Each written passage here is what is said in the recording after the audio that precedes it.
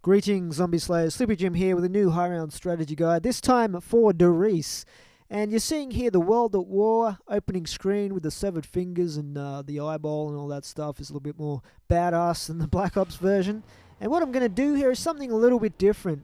I'm going to actually show you World at War and Black Ops in the one high round strategy guide for this map. And how that's going to work is, basically I'll be flipping across from World at War to Black Ops every 2 or 3 rounds, just so you can see the differences between the two maps and things like that. So I was trying to decide whether I wanted to do the World at War version or the Black Ops version. Well, I ended up doing both basically in one video series. So tell me what you think. If you like this idea, I'll do it with the other classic maps as well. What we've got next is Shi No Numa. If you don't like it, if you prefer just one or the other, let me know, and I'll take on board your feedback there. Alright, anyway, starting off here in round 1, and basically taking out a few of the zombies here with the M1911. You can hear straight away that some of the sound effects are quite different from Black Ops. One thing that I noticed in particular is that the ticking of the clock that you can hear in the background there seems to be super loud in World at War compared to the Black Ops version. In fact, it's one of the most memorable things from playing World at War is that ticking sound in the background when you're playing Riese. I don't know if it's just my particular sound settings or if it's the actual way that this game has been mixed with the sound effects. Now the first war weapon I buy here is the Gewehr, which is a German single-shot automatic rifle. It's a little bit more expensive than the other single-shot bolt-action rifle you can buy in this area, but in my opinion it's a pretty beast weapon. For these early rounds, it's well worth the extra couple of 100 points. And you can basically just go to town with the zombies here in the first few rounds. Now, I probably should be maximising a little bit better than this and killing them with a stab kill. But you know what? I'm not really going to have to worry too much about points. But if you're going to do this, at least try and get some headshots if you can. And maximise points that way. And we get a nuke here. So it's pretty much the end of the round. I'll take that. Thank you very much. And we'll head into round 3 here. So let's flip across to the Black Ops version of this map and see what's happening there. And as you can see here, we've got the same war weapon, the Gewehr. And what we're going to be doing here is basically beasting it up with that thing. And you can hear straight away that the sound of the weapon is quite different to the World at War version of the map. Anyway, from this spot up here, where the teleporter is, you can actually cover every single window from this one spot if you're playing solo. So it's a pretty good spot initially, but if you do start to get swamped and overrun up here, you just want to jump down and get into an area with a bit more space. Get another nuke down there, but I don't really want that because I want to get as many points as I can from the zombies coming into the map. So we'll let that go. And if you can, try and let the zombies into the map before you start killing them. As we've said before, that does mean that you do tend to get the drops that you would otherwise miss out on if you just kill them while they're still outside the map. Okay, so we're on to round 4 now here. And basically, we're going to flip across to World at War here. But basically, you want to try and start moving out of this area by the end of round 4. And you want to have enough points to be able to do that and buy at least one weapon at that point in the game.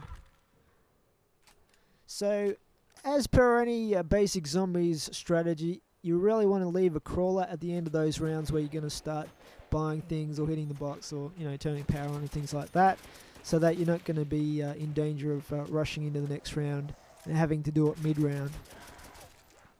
So safety first policy always pays off if you want to get a long way in zombies.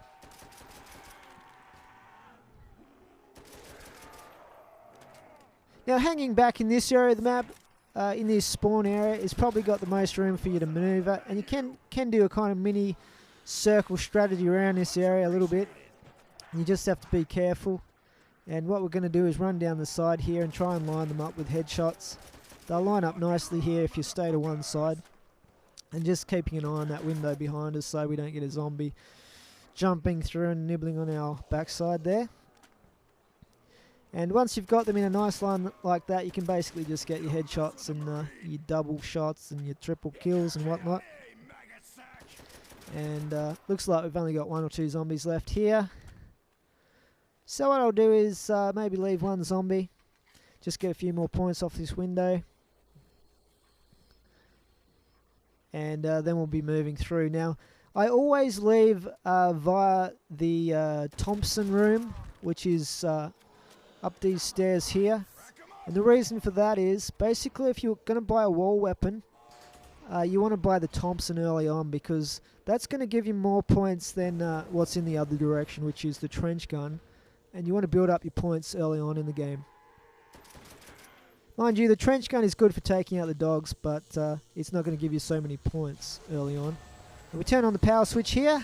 The mystery box is always in this location to start with, and then it starts spawning randomly if you get the teddy bear. And we get the double barrel shotgun, so we'll use that for a little bit. Now let's flip across to Black Ops again, and we're at round 5 here. And you can see that I've bought the Thompson off the wall. As I said before, that's a pretty good safe weapon to use, and it will give you lots of points if you use it right. But I might as well use up the ammo in the Giver to start with. And just for those of you wondering how you pronounce Der Riese, by the way, it is definitely Der Riese. It is not Der Riese. The German is Riese, which means basically giant. And the backstory to this map is basically that this was kind of a German Nazi factory where they started experimenting with teleportation, and they created the first zombies here.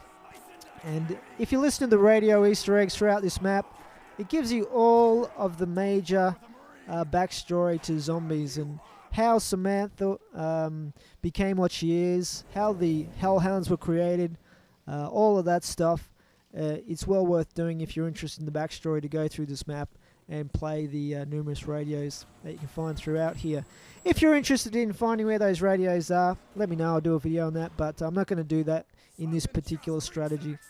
What I am going to do though is open up that back area and buy the Bowie knife. Now some people do leave that shut as long as they possibly can, so that they can camp in this area. I don't do that strategy myself in solo. I like to get the Bowie knife early to get as many points as I possibly can. In Black Ops, the Bowie knife is a one-hit kill, up to and including round 9, so it's quite useful. It's actually even better than that in World at War, as you'll see when we flip across to World at War in a moment. So here we go with World at War again here, and we're at round 6. I've still got the double barrel shotgun going, and although that's not going to give me too many points, it is a very good one-shot kill weapon early on here. And it's pretty good for the dogs as well, although it's got a super slow reload and only 2 shots in it. Alright, so get on, zombies. Now what I tend to do at this window here is, especially in the higher rounds, I tend to throw a grenade through there, because you get zombies spawning in there pretty quick, and then that'll give you one crawler wandering around. You won't have to worry about getting crawlers later on. But at this stage, it's probably just going to kill the zombies rather than create crawlers most of the time. Now you want to hang around on this particular ledge here as long as you can until you get overrun, and then drop down. And then slowly you want to retreat towards the back area here. Now in this particular game, in the World at War version, what I've done is leave that that area closed for the time being at the back of the power switch. But I will be opening that up shortly and getting the Bowie knife as well. And just lining up the zombies coming through this alleyway here. And using up some of the ammo in the Giver. And a pretty handy insta-kill there. Don't have to worry about reloading the double barrel for the time being. And looks like that's just about the tail end of the match, of the round there. So let's head off and spend some of our points.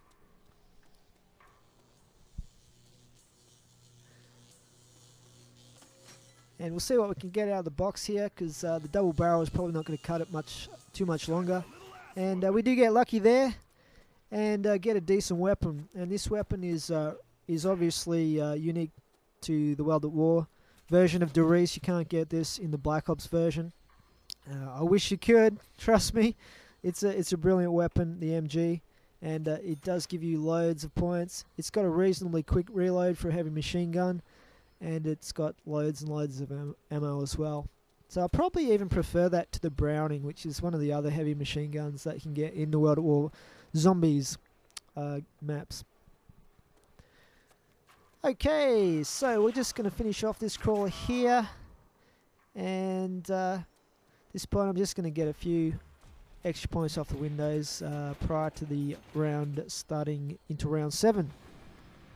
Now this does turn out to be a dog round. So dog rounds are usually every 5 rounds, give or take a round or 2. It turns out to be a little bit late here at round 7. Now I've got betties as well, so what I'm going to do is plant those, and they will basically kill the dogs at any round that you're at. So they're pretty handy to get, and then we'll just be taking out the dogs with double barrel here. Any shotgun is basically going to take out the dogs pretty easily, especially if you get a headshot in the later rounds. And obviously the dogs do drop a max ammo at the end. That's what we love about them. And we can head into round 8 here.